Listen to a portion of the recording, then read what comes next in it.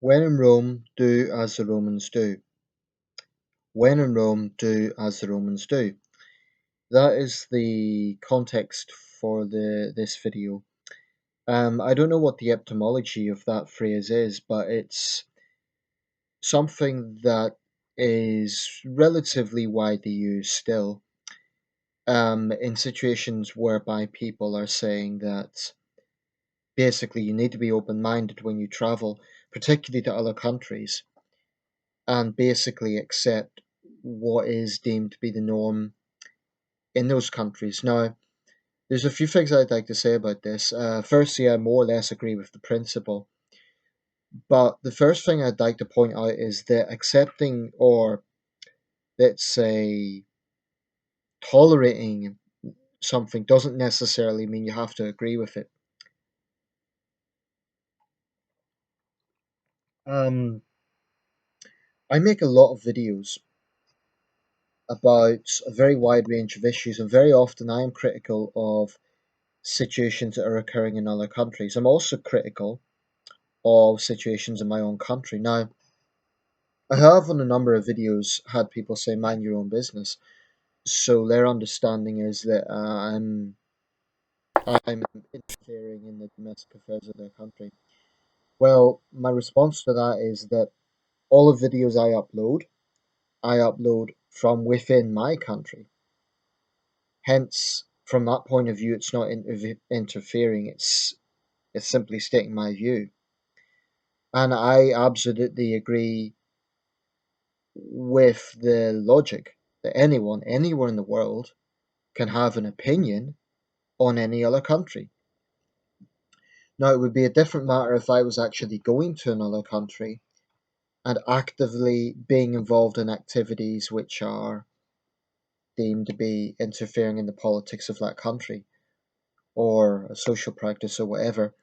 What I can do is support particular movements from my own country, sign petitions, and so on and so on. But the reason I'm relating this to the concept of when in Rome, excuse me, when in Rome do as the Romans do,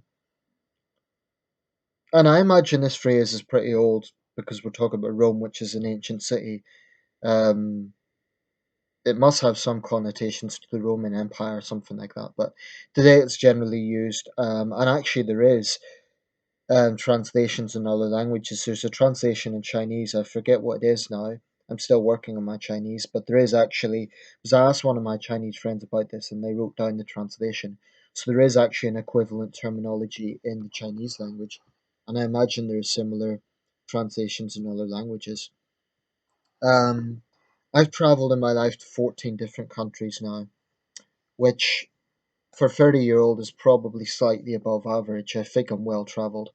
There's many, many places, of course, I haven't seen, but I think I'm relatively well traveled. And I spent 6 months working in China, which is naturally a very different country and very different culture from the UK, where I'm from.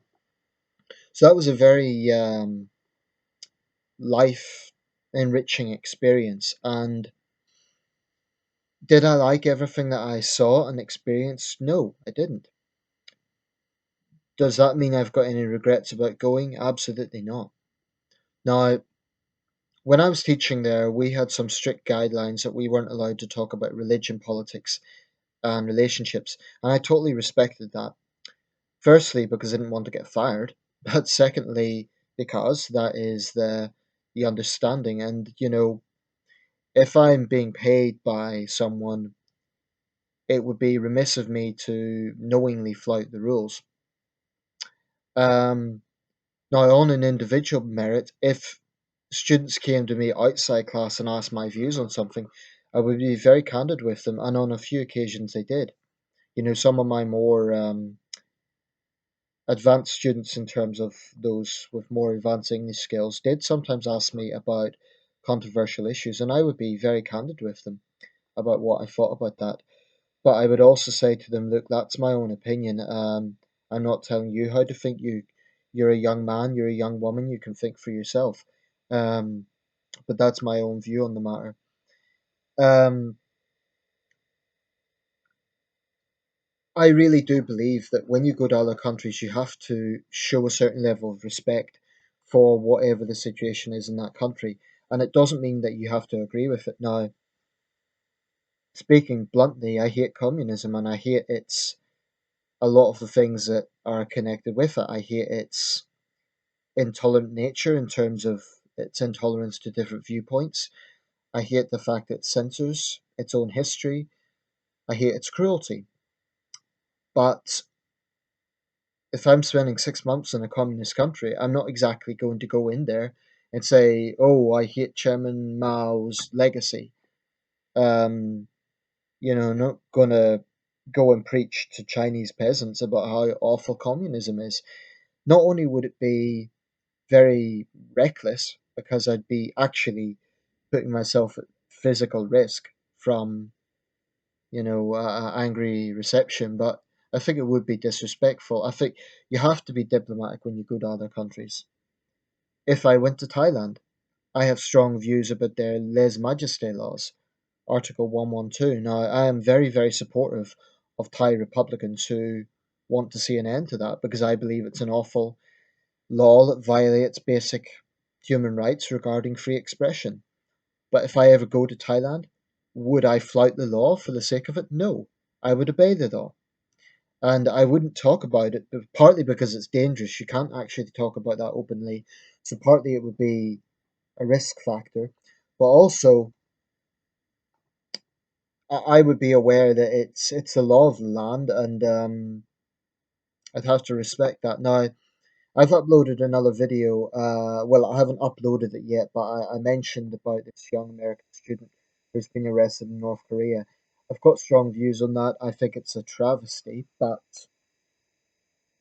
my approach to it is not necessarily a case, and you'll hear more about my views when I upload that video, but it's not necessarily a case of um, sort of the North Koreans should immediately release him. That's not the attitude I'm taking. I do think that there should be I do think the State Department and so on should work to have him released. And if you want to know my full views, check out the video when it uploads. But I think the solution to that is to stop all American citizens traveling to North Korea because I think it's a situation where this sort of thing is going to happen more and more often. That's just one example. So even for North Korea, I would say to Westerners, don't be stupid. Don't go to one of the world's most authoritarian states and do something reckless. Um, I really, really think that Western governments, or any governments for that matter, should just not let their citizens go. Problem solved. Don't let the citizens go. Don't give them a visa. And I think that we should, well, say we, I think Western countries in general should have some sort of deal or compromise with the Chinese not to that they won't give Western citizens a visa to go to North Korea. As I understand it, this young guy got a visa through a Chinese tour company, so he didn't get it directly in the States. Um, and this isn't just a case of situations where there's big cultural differences, it can also be found among Western nations. Say, for example, the gun issue in America now, I have very strong views on that. If I go to Texas, if I go to Louisiana, or if I go to another state that has a very strong, let's say, gun culture, am I going to go up to people and say, oh, I think your gun laws are insane? No, I'm not going to do that. Even though it's my view, I think it would be provocative for the sake of being provocative. And it would inevitably lead to a probably very heated confrontation. And I'm not stupid. So I would basically keep my mouth shut. If someone asked my opinion, I would probably be candid about it, but I would be diplomatic at the same time. I would say something along the lines of, well, to be honest, I find it hard to understand, but I'm an outsider, so I don't want to say too much. Something along those lines. People might say I'm a hypocrite because I make strongly worded videos about these things, but the fundamental difference is this: I am making the videos in my own country. So, in that sense, I'm not insulting the sovereignty of other countries because I'm making my views on these things in the UK. Now, being British, that's another factor I want to discuss briefly. We have to tread carefully because the whole world knows the British as the nation that colonized the rest of the world. So we have to be very careful when we are critical of other countries. I don't think it's a case that we can't be because the British Empire is history, it's not today. But we have to do it with the caveat of always acknowledging our past. And I always try to do that. When I'm critical of other countries, I try to always add that I'm well aware of the many immoral things my country has done. Now, if it was a case that I was saying we are wonderful, we never get things wrong, then I could totally understand why people would say I'm a hypocrite because that would be an example of jingoistic arrogance on my part. But I think I'm an open minded person. I certainly strive to be. And when I am critical of other countries, it's not that I think the UK is wonderful. A good number of my videos are critical of issues within the UK as well. Basically, I'm just an extremely honest person. I say what I feel about a given situation. Now, I do think you need to be diplomatic when you travel. And there are some people who are downright reckless. So some of my compatriots who go to other countries and frankly embarrass us. And when they do stupid things like ship drugs or behave in a drunk manner or whatever, I do cringe inside. I think this is downright stupidity. Um, but I think it's also our responsibility to. I think you can have an opinion about something being right or wrong, but I also think that the British government needs to be a lot more assertive in really warning travellers that go to other countries to respect their customs. So, British tourists that go to Thailand, I think the British government needs to really, really remind them you're going to a country that has no respect for free speech. They have very strict laws on insult to majesty and all the rest of it. And you don't have to agree with those laws, but at least be practical about it. Don't violate them. I do think, though, when there is serious doubt about a case being prosecuted, i.e., if there's serious doubt that someone is actually guilty of the crime of which they have been charged, then I do think the British government has a responsibility to protect its citizens. And that applies to any country. That applies to any country in the world if they feel their citizens are being treated unfairly. So I do agree with that principle. But basically, to expand the argument a bit, I'm talking here about respect for sovereignty and all that sort of thing, and different laws in different countries. To one person's thinking, a particular law might seem extremely harsh. To someone in that country, it might seem normal. I find that hard to deal with sometimes, but that's the way it is. Um, I mean, to me, when I hear people justifying stoning, it blows my mind. But there are people who really, really do think that is okay. Um, but I do want to expand the argument a bit because you get situations where people go to another country as overseas students or for work or even as immigrants, whether it be economic immigrants or refugees. Now, I take the view that when you're going to another country, you have to respect that country. And it doesn't matter if someone is a refugee, an immigrant, a student, or going for work. They need to respect the host country. If they're a refugee, I believe they need to show gratitude for the country that is giving them refuge. If they're an economic migrant, they need to again show gratitude for the country that is giving them opportunities. If they're a student, the time is temporary, but they need to show respect for the country that they're studying in, that is giving them educational opportunities. And if they are seeking work, again, the same principle.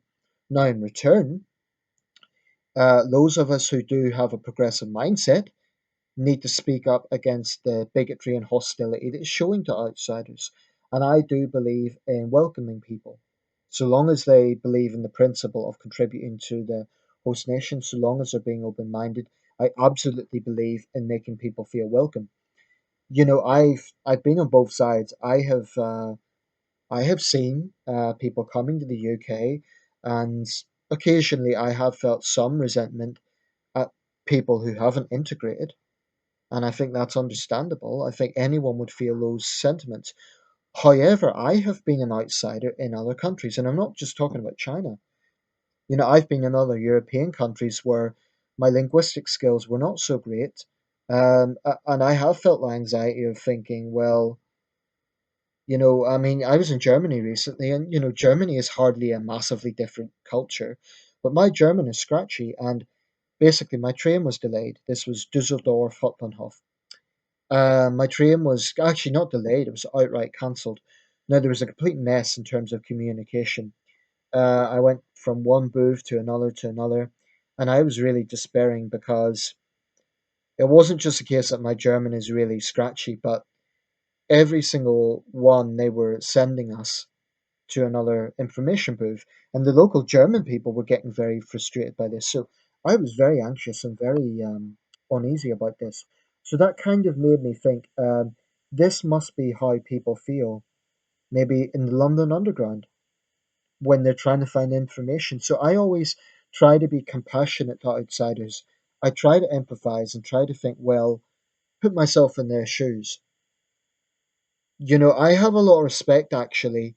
Whilst I'm talking about those things that people need to respect the host nation, at the same time, I have respect for people who are willing to uproot themselves and go to another country. That takes a certain level of courage. It really does. And I've had personal experience of it. So I do respect people who are willing to uproot themselves and seek a new life in another country. It demonstrates in itself an open minded attitude. Now, you might argue they're only doing it because life is better in another country, but there are people in this world, probably most people, will stay in their town or their village or their city their whole life and they'll never leave. Now, I'm not necessarily criticizing that, it's their choice, but it is a very safe option. Going out of your comfort zone, going to another culture that is very different, traveling, these things can take a certain amount of courage and can it can have a certain amount of apprehension, but it ultimately is a very, very rewarding thing. I can testify to that. Like I said, I've been to 14 countries. I've worked and lived in another country that is drastically different from my own.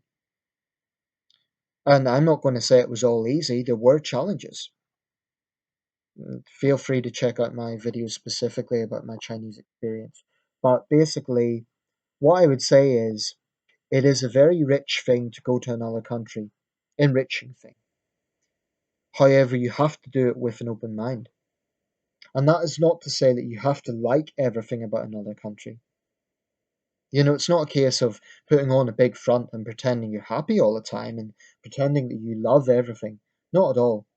But at least people need to be open minded and tough skinned as well. Um, because there will occasionally be things that you see or experience that you don't particularly like, and you will get homesick. And there's nothing wrong with that. But I really, really think that to have a full experience, positive experience, you need to be open minded because if people go with the attitude of, oh, this isn't like home, this is completely different, this is different, ultimately it's going to be a self defeating attitude because you'll just end up lonely and isolated. And I have met other Westerners who went to China with that sort of attitude. They expected everything to be really well as developed as the US or the UK. China's still a developing country, so they were disappointed. And they basically had very little patience and they weren't really being open minded about it. And ultimately, they made themselves unhappy. Likewise, there are some Chinese students, and I'm talking here about the minority. I have to emphasize that. But I have personally experienced it where they basically spend all their time complaining. They they expect things to be just like China, and they don't really integrate, and they're not very good at trying to integrate. They won't attempt English. They always stay with other Chinese.